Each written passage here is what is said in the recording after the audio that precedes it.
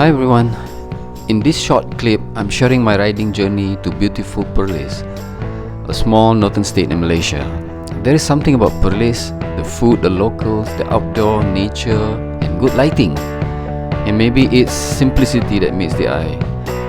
We will go to the most northern sector of west coast bordering Thailand.